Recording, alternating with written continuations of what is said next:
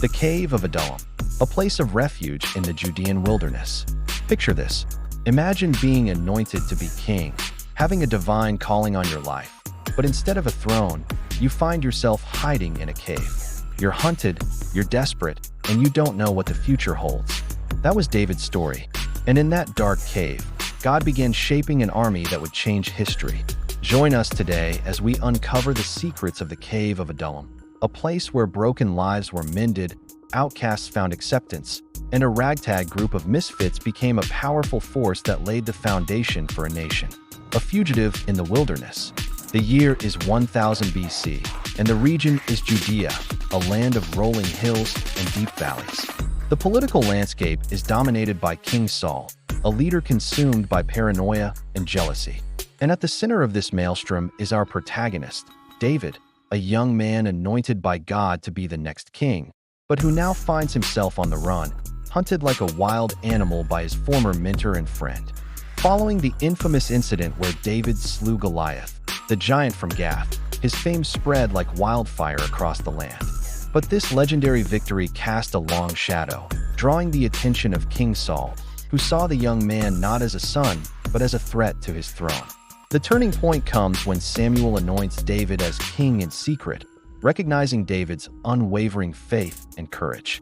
This act, meant to be a beacon of hope, becomes a target on David's back, forcing him into a life of hiding and survival.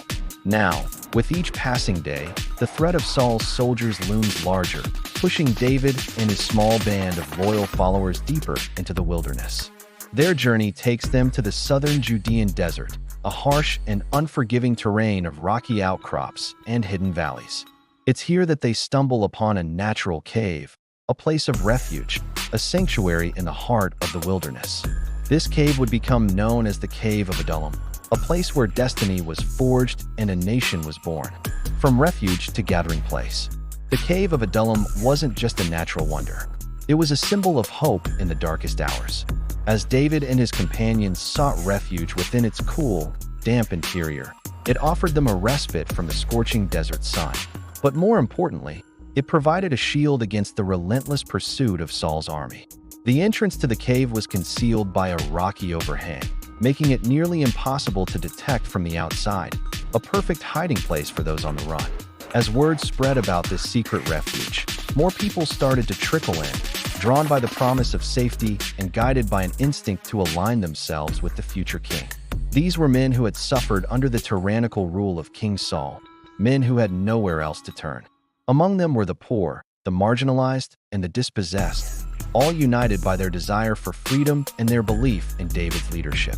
They brought with them their skills, their stories, and their hopes, transforming the cave from a place of hiding into a gathering place, a microcosm of the nation that was yet to be. But life in Adullam was not without its challenges. The constant threat of discovery loomed over them, and the struggle to survive in the harsh wilderness tested their resilience. Yet it was in these difficult times that the true character of the community started to emerge. They shared their meager resources, offering food and water to those in need. They cared for the sick and the wounded, demonstrating compassion and solidarity. And they trained, preparing to defend their haven, their determination fueled by their belief in David's divine mandate. Birth of a mighty army. Within the Cave of Adullam, something extraordinary began to take shape, a mighty army unlike any other. David, now a seasoned leader, honed his skills, training his men to become formidable fighters, ready to face any challenge. His leadership was a blend of strength and wisdom, inspiring his followers to push through exhaustion and hunger, instilling in them the belief that they were not just fugitives, but the future kings and leaders of Israel. Their rigorous training was not limited to combat. David emphasized the importance of loyalty, discipline, and faith. He taught them to be honorable, even in the face of their enemies, and to trust in God's plan, no matter how bleak the situation seemed. As months turned into years, the group grew, attracting not just the discontented subjects of Israel, but also warriors from neighboring nations, each drawn to the vision of a new kind of kingdom, a kingdom built on principles of justice, equality, and faith. Then came the moment of truth.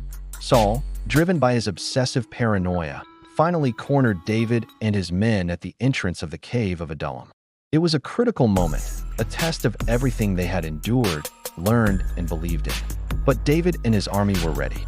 With well-coordinated maneuvers, they defended their cave, repelling Saul's forces and dealing a significant blow to the king's army.